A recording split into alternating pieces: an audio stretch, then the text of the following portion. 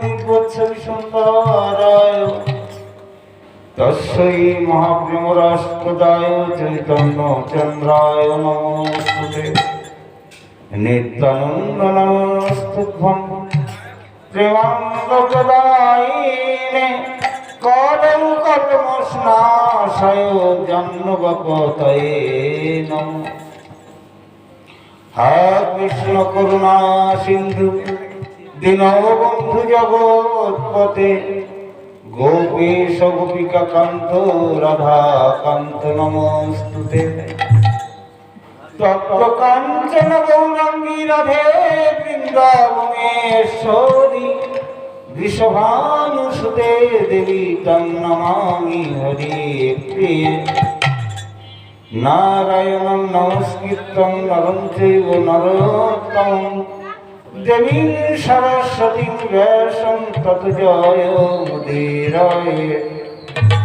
বৃন্দাবৈ তুলসী দেবায় প্রিয়ায় কেশবাস চ কৃষ্ণ ভক্তি পদে দেবী সত্যবত্যৈ নমো নমঃ। জয় রূপ সনাতন ভট্ট রঘুনাথ শ্রীজীব গোপাল ভট্ট দাস রঘুনাথ। এই ছয় গোসাই করি চরণ বন্দন যাহা হইতে বিঘ্ন নাশ অভীষ্ট পূরণ। গুরবে গৌরচন্দ্রায় শ্রীরাধিকায় তদালয়ে কৃষ্ণায় কৃষ্ণ ভক্তায় তদ্ভক্তায় তে। শ্রী গৌরাঙ্গ নিত্যানন্দ শ্রী অদ্বৈত চন্দ্র গদাধর শ্রীবাসাদি শ্রী গৌর ভক্তবৃন্দ শ্রীকৃষ্ণ চৈতন্য প্রভু নিত্যানন্দ। হরে কৃষ্ণ হরে রাম শ্রী রাধা গোবিন্দ। হরে কৃষ্ণ কৃষ্ণ কৃষ্ণ হরে হরে হরে রাম রাম রাম হরে হরে। হরে কৃষ্ণ কৃষ্ণ কৃষ্ণ হরে হরে হরে রাম রাম রাম হরে হরে। হরে কৃষ্ণ কৃষ্ণ কৃষ্ণ হরে হরে হরে রাম রাম রাম হরে হরে। জয় জয় শ্রী রাধে জয় জয় শ্রী রাধে জয় জয় শ্রী রাধে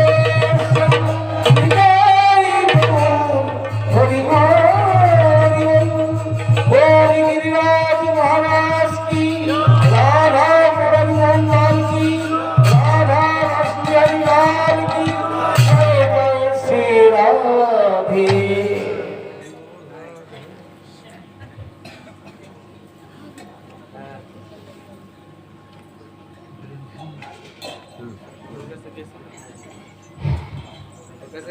আমরা আমাদের বাণী শুদ্ধ করার জন্য সবাই কীর্তন করার চেষ্টা করব।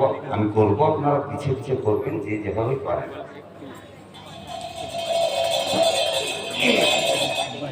জয় জয় রাধা রমণ হরি বল রাধা রমণ হরি বল। জয় জয় রাধা রমণ হরি বল। জয় রাধা রমণ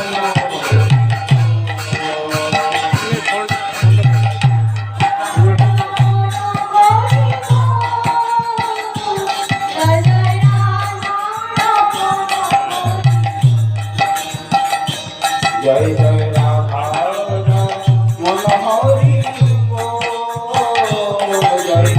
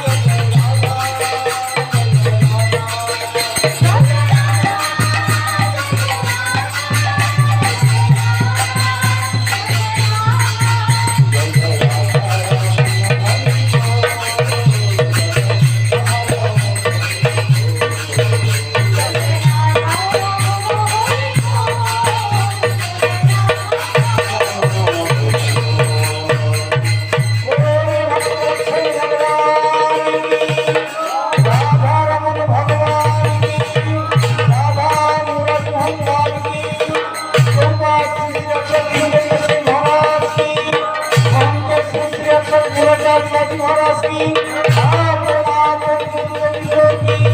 জয় জয় শ্রীরাম। পরমানন্দ অখিল ব্রহ্মাণ্ড নায়ক তিলকেশ্বর ভগবান নন্দে নন্দন ভোজেন্দ্র নন্দন প্রস্তানন্দন রাধা রাসবিহারী রাধা গিরিধারীর অশেষ কৃপায় আমরা দ্বিতীয় দিবসে খিদিরপুরের এই ভক্তাঙ্গনে সেই ভগবানের বাগ্ময়ী মূর্তিস্বরূপ ভাগবত রস আস্বাদনে সামর্থ্য লাভ করেছি। আমরা পরম সৌভাগ্যবান। বিগত দিবসে আমরা আস্বাদন করেছিলাম ভাগবত কি, ভাগবতের পূর্ণ মহিমা মাহাত্ম্য। সেই শৃঙ্খলায় আজকেও মাহাত্ম্যর কিছু অংশ, গতকাল আমরা আলোচনায় ছিলাম গোকর্ণ উপাখ্যান পর্যন্ত। সৌনকাদি ঋষিগণ প্রশ্ন করছেন সুতজি মহারাজের কাছে, বলুন তো এই সুতমুনি,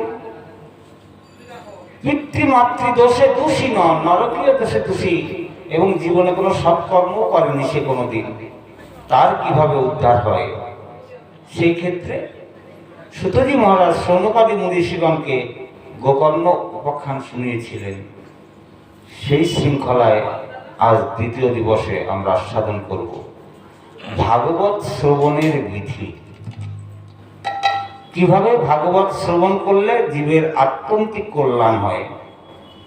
গতকালও এ প্রসঙ্গে বলেছিলাম ভাগবত শ্রবণ কিভাবে করতে হয়, কল্যাণ আমাদের কেন হয় না, এত শুনি কল্যাণ কেন হয় না?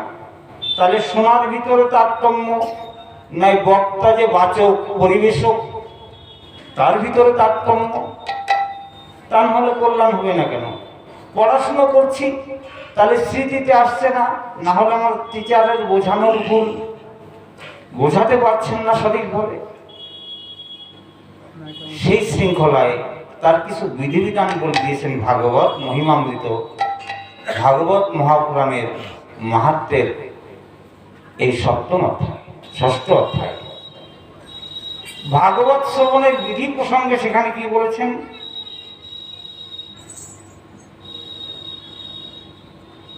বলছে কিভাবে ভাগবত কথা শ্রবণ করতে হয় আমাদের।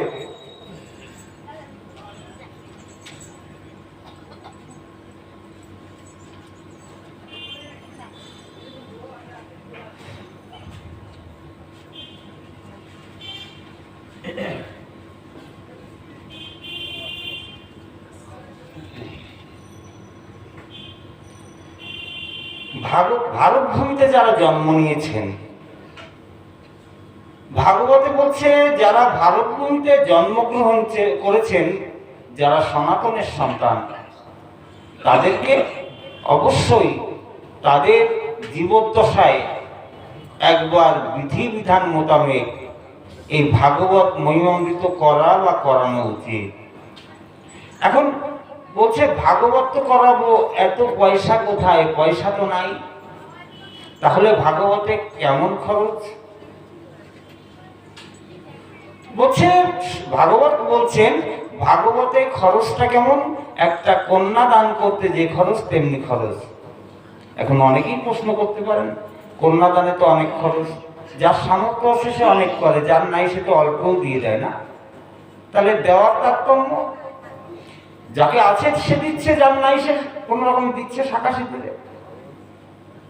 আপনি যেমন কি করতে পারবেন, যার নাই সংক্ষেপে 2-4 জন কীর্তনিয়া ডেকে নিয়ে মূল পাঠক আর যিনি ব্যাখ্যা করবেন 2 জনকে ডেকে নিয়ে ভাগবত কথা দেওয়া যায়। ভাগবত কোথায় করানো উচিত? তীর্থে বা বনে। তীর্থে বলতে আমরা বিভিন্ন তীর্থ শুনেছি না, গতকাল তো শুনেছিলাম। কোথায় ভাগবত কথা শ্রবণ করিয়েছিলেন চতুর্শন সনক সনাতন সনন্দ সনত কুমার এই নারদ এবং ভক্তি মহারানীকে। বলছে হরিদ্বারের সন্নিকটে সেই আনন্দ নামক ঘাটে এই শ্রবণ কথা শুনিয়েছিলেন, এই শ্রবণ করিয়েছিলেন ভাগবত মহিমামৃত।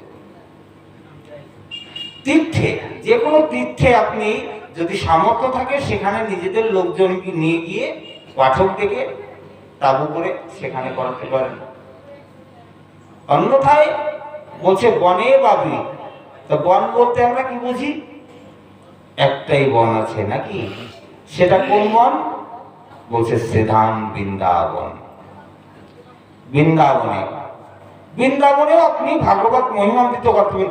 অন্যথায় যদি আপনি পারেন, সামর্থ্য থাকে, আপনার গৃহ করাতে পারেন আত্যন্তিক কল্যাণার্থে। তাহলে আপনি করাতে পারেন যে কোনো জায়গায়, যেমন সামর্থ্য তেমনি ভাবে। তৎপশ্চাৎ বলছে ভাগবতের কথা পরিবেশক কেমন হবে? শান্ত বৈষ্ণব বিপ্র বেদ শাস্ত্র বিশুদ্ধীকৃত। ভাগবত পরিবেশক হবেন শান্ত, মানে শান্ত কাদের বলা হয়? সাধুদের, বাবাজিদের। বৈষ্ণব বিপ্র, যিনি সদাহারী সদাচারী বিষ্ণু মন্ত্রে দীক্ষিত হয়েছেন, কৃষ্ণ মন্ত্রে দীক্ষিত হয়েছেন, একমাত্র তাদের মুখেই শোনা উচিত। অন্যথায় অন্য কারো মুখ দিয়ে ভাগবত কথা শ্রবণ করলে খুব বেশি ভালো ফল হবে না। এমনও হতে পারে আপনার আমার ভজনের ক্ষতিও হতে পারে, সঞ্চিত সম্পদ নষ্ট হতে পারে। শ্রোতার ক্ষেত্রে কেমন হওয়া উচিত? শ্রোতাকে শুদ্ধ বস্ত্রে, গতকাল বলেছি এ প্রসঙ্গে, হ্যাঁ, এই 7 দিন যাবৎ তাদেরকে স্বল্পাহার বলছে। নির্জলা থেকে যদি 7 দিন এই কথা শ্রবণ করানো যায় বা করা যায়, তাহলে আত্যন্তিক কল্যাণ হয়, সবচাইতে বেশি কল্যাণ হয়। একাদশীর কথা বলতে গিয়ে বলেছিলাম না, একাদশীও অনেক রকম হয়। কেমন অনেক রকম? উত্তম একাদশী, মধ্যম একাদশী, আর আরেকটা আছে, সেটাও বলবো। উত্তম একাদশী কাকে বলে? বলছে নির্জলা থেকে, মাসে 2 বার নির্জলা থেকে যদি প্রভুর এই ব্রত পালন করা যায়, তাহলে ভগবান বেশি প্রসন্ন হন এবং তার সমস্ত জীবনের সমস্ত পাপ ক্ষয় হয়ে যায় একমাত্র একাদশী ব্রত করাতে। কিন্তু আমরা তো কলির কর্মযুক্ত জীব, স্বল্প আয়ু, আমাদের সহ্য হয় না। সেক্ষেত্রে বলেছে যদি একান্ত নির্জলা একাদশী না করতে পারো, ভাগবতের ক্ষেত্রেও এইরূপ, কমপক্ষে স্বল্পাহার, একটু ফল, একটু দুগ্ধ আহার করে একাদশী ব্রত করা যাবে। অনেকেই বলে তাও তো পারি না, পারছি না। তখন বলছেন খাও। বলছে এই যে ব্রত করি আমরা, বা এই কথা শুনি, বেশি গরিষ্ঠ বস্তু ভোজন করা যাবে না। অত্যন্ত তৈলাক্ত বস্তু নিষিদ্ধ আছে ব্রতের দিনে। ব্রতের দিন তো এমনি পঞ্চশস্য চলে না। আবার অনেকে বলে যে আমি তো একাদশী করি কিন্তু খাই রুটি, তাহলে ওটা কি একাদশী হলো? ওটা তো পঞ্চশস্যের ভিতর গেল। রুটিটা, আটাটা কি? এই যে পঞ্চশস্যের একটাই, আপনার একাদশী করে কোনো লাভ হলো না, যা করছিলেন তাই করাই ভালো। ওটাকে বলে একাদশী, একাদশী নয়। অনেকে করতে এরকম দেখেছি অনেক জায়গায়, এটা কোনো ফলই হয় না, নিষ্ফল হয়, করাই বৃথা। স্বল্পাহার, ফল দুগ্ধ আহার করতে হবে। অনেকেই বলছেন আমরা তো পারি না, তা বলছে কি, তাহলে একটু সাকার বানাও। সাকারটা কিভাবে বানাতে হয়? একটু গোলমরিচের গুঁড়া, কালো লবণ, সন্দক লবণ যেটাকে বলা হয়, দিয়ে পেঁপে, কাঁচকলা, আলু দিয়ে একটু সবজি বানিয়ে খাও। কিন্তু একাদশী ব্রতের দিনে বেশি আহার নিষিদ্ধ। খাচ্ছি শুদ্ধ আহার, কিন্তু বেশিবার খেলে সেখানে বলছে একাদশী হালকা হয়ে যায়। তাই ফলাহার, দুগ্ধ আহার করে একাদশীকে বলা হয় মধ্যম একাদশী। আর যারা একান্ত তাও না পারে, বারবার খাচ্ছে, তবে সাকার বস্তু খাও, 1 বার 2 বার 3 বার, এটাকে বলা হয় ধমাধম একাদশী। তদ্রূপ এই হরিকথা শ্রবণে আমাদের উদরে কেন যায় না, কথাকে কেন নিতে পারি না? একমাত্র আহার্য বস্তুর কারণে আমাদের ভাগবত কথা আমরা এই হৃৎকর্ণ রসায়িত হয় না, কর্ণ এবং হৃদয় রসায়িত হয় না, একমাত্র আমাদের আহার তারতম্যের জন্য। এই যে 7 দিন কথার ভিতর, এই জন্যে বলছে 7 দিন কথার সময় স্বল্প আহার করতে হবে, আমিষাদি বস্তু বর্জন করতে হবে। আর কি করতে হবে? এই পাঠের সময় বা পাঠের পূর্বে ভগবান শ্রীহরির চিন্তন করতে হবে। পাঠে আসছে এদিকে বাড়ির দিকে মন সন্নিবেশিত করতে হবে। এই জন্য সন্নিবেশিত কি করে হয় মনটা? বলছে আহারের তারতম্যের জন্য। তৎপশ্চাৎ বলছে এই পাঠের পূর্বে কমপক্ষে 2-4 জন ব্রাহ্মণ, সদাহারী সদাচারী ব্রাহ্মণ অথবা বৈষ্ণবকে আহ্বান করতে হবে। আমরা বৈষ্ণবদের আহ্বান করেছিলাম অধিবেশনে। এই যজ্ঞ অনুষ্ঠানের পূর্ণতা করাতে গেলে সবাই শুনুন, কোথায় কিভাবে শক্ত হয় আমি জানি না, বৈষ্ণব ছাড়া এবং বাবাজি সন্ন্যাসী যারা আছে এদের আহ্বান না করলে আপনার ওই যজ্ঞ পূর্ণ হবে না, অপূর্ণ যজ্ঞ হবে। এই জন্যে সাধু বৈষ্ণবদের আহ্বান করতে হবে, তাদের মর্যাদা সহকারে তাদেরকে আসনে উপবিষ্ট করতে হবে। ভগবানের সেবায় ত্রুটি হলেও আপনার ক্ষতি হবে না, কিন্তু বৈষ্ণবদের যদি অবমাননা হয়, লেখা আছে, আমার কথা নয়, ভাগবতে নেই, সেখানে আপনার ভাগবত কথা বা পরিবেশন করানো নিষ্ফল হয়ে যাবে। তাদেরকে যত্ন সহকারে গৃহে আনয়ন করতে হবে, তাদেরকে সম্মান করতে হবে, সম্মান করে তাদের মর্যাদা রক্ষণ করতে হবে। তৎপশ্চাৎ কথা কেমন হওয়া উচিত? বলছে আসূর্য অস্ত। কথার বিধান আছে, আমরা তো পারি না। আসূর্য অস্ত, সূর্য উদয় থেকে সূর্য অস্ত অব্দি মাঝে মধ্যাহ্নে বিশ্রাম 1.5 ঘন্টা। আমরা পারি না, তাই আমরা কি করি? কমপক্ষে সকালবেলায় মূল শ্লোক ভাগবতের এবং মধ্যাহ্নে শ্লোকের ব্যাখ্যা, এটা আমরা করি।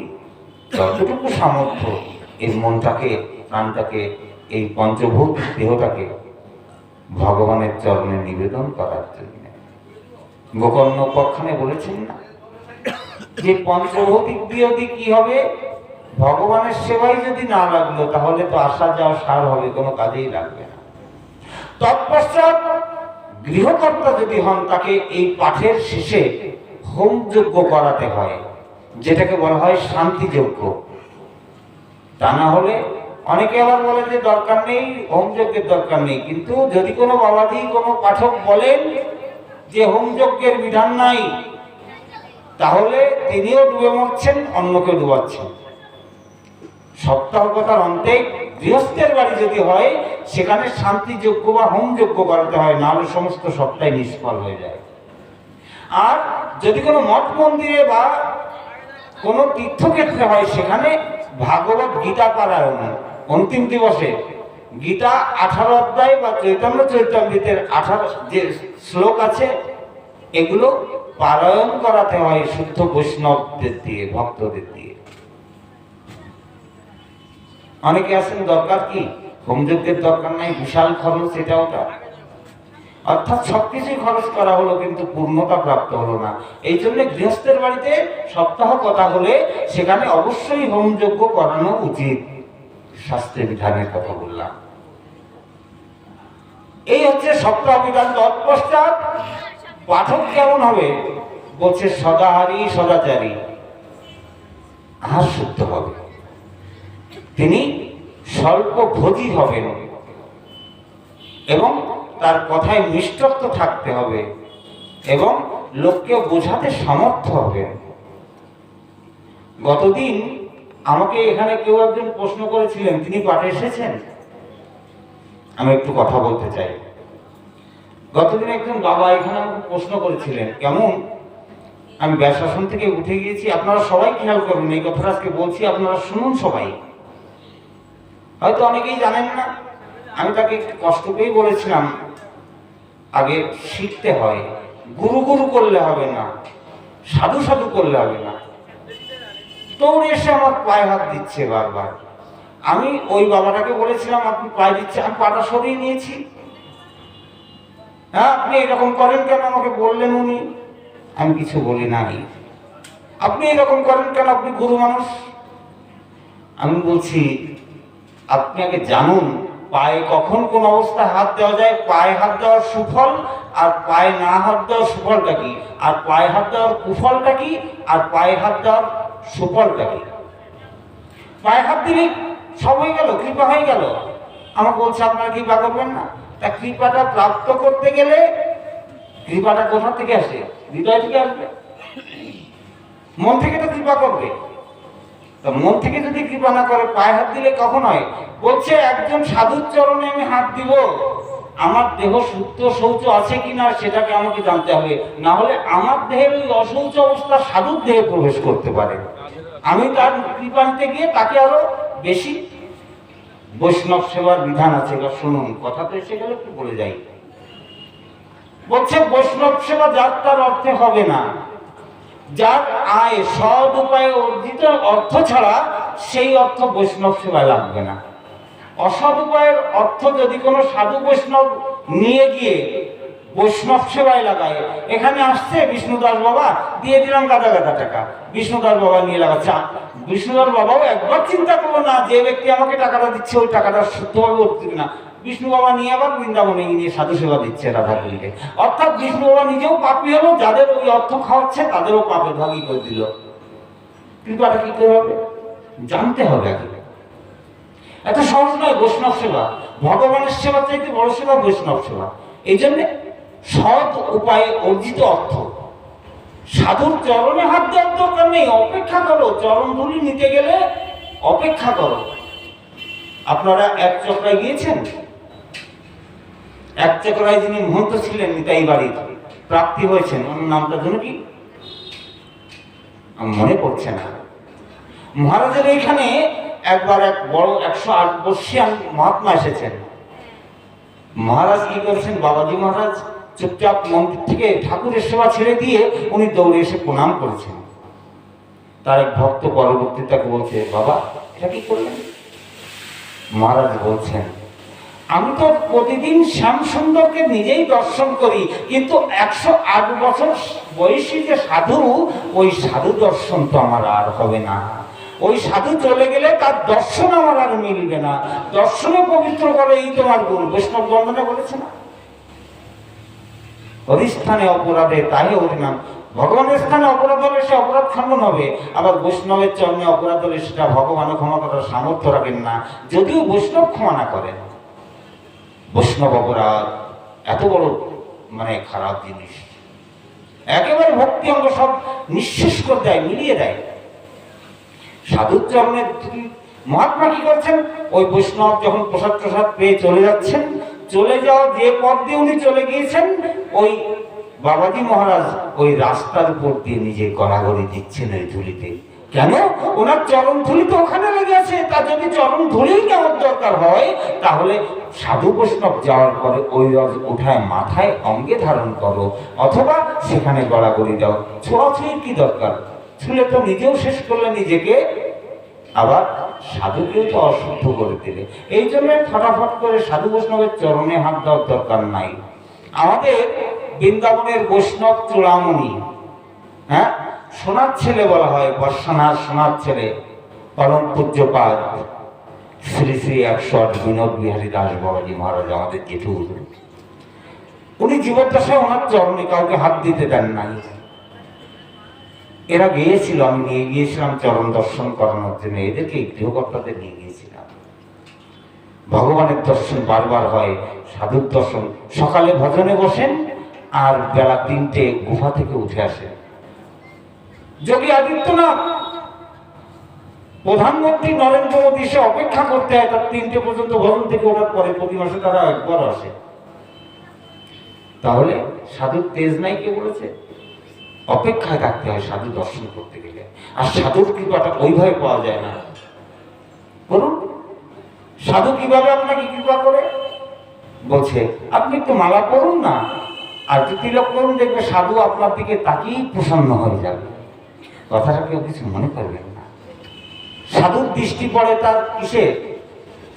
ললাটের দিকে। কি অবস্থায় আছে মহাপ্রভুর লোক, কি নাম তো মহাপ্রভুর লোক। তো এই প্রকারে বিধান জানতে হবে, শুনতে হবে সাধুর কাছে বারবার এসে। হঠাৎ করে আমার বলছেন উনি হাত সরাই নিয়ে গেলেন কেন? আরে কৃপাটা কি শোনো আগে, আমার কাছে এসে নিরিবিলি শোনো, দৌড়ে এসে ছিঁড়ে দিলে হবে? করতে নেই। আমি কোনো কষ্ট পেয়ে বলছি না, কাউকে করছি না, এটা হচ্ছে বলছি জানার জন্যে। এই প্রকারে ভাগবতের বিধান বলা হলো। তৎপশ্চাৎ ভাগবত সপ্তাহ যজ্ঞের সময় সাধু বৈষ্ণবদেরকে সামনে রাখতে হয় দু একজনকে, এবং এই সপ্তাহ যজ্ঞ অন্তে এই সাধু বৈষ্ণবদের প্রসন্ন করে সেখান থেকে তাদেরকে বিদায় দিতে হয়। মহন্ত বিদায় আসে না, আপনারা অধিবাস কীর্তনে শুনেছেন তো, মহন্ত বিদায় বলে। মহন্ত যখন চলে যায় না, বুকের পাঁজর ভেঙে যায়। কেন? মহন্তের স্বভাবেই তরিতে পামর, নিজ কার্য সিদ্ধি নয় জান পরদল। ভগবান আপনার ঘরে আছে, কিন্তু আপনার যন্ত্রণা ভগবান দ্রুত লাঘব করবে না। সাধু মহাত্মা আসলে, গতকাল গোকর্ণ উপাখ্যানে শুনেছি, হ্যাঁ, সে আত্মদেবকে কৃপা করেছিলেন সেই সাধু। সাধু আপনাকে দ্রুত কৃপা করতে পারে, এটাই সাধুর স্বভাব। আপনি বুঝতেই পারবেন না কি হলো। এই প্রকারে সপ্তাহ যজ্ঞের বিধান বললেন। তৎপশ্চাৎ শৌনকাদি ঋষিগণ প্রশ্ন করেছেন, হে শ্রীজি মহারাজ, পাঠের বিধি তো শুনলাম, কিন্তু একটা কথা বলুন তো,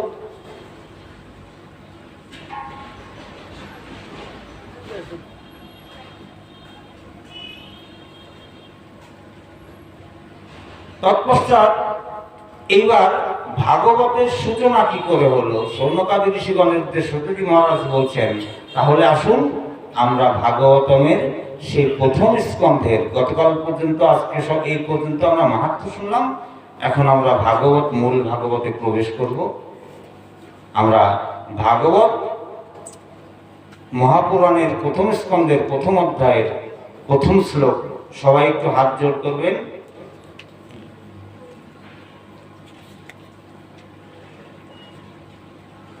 ওম নমো ভগবতে বাসুদেবায়।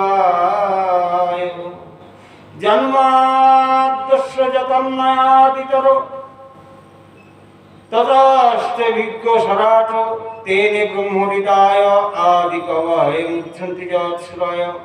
তেজমারিমিদং যথা বিনিময় যত্র তিসর্গ মিশ্রা।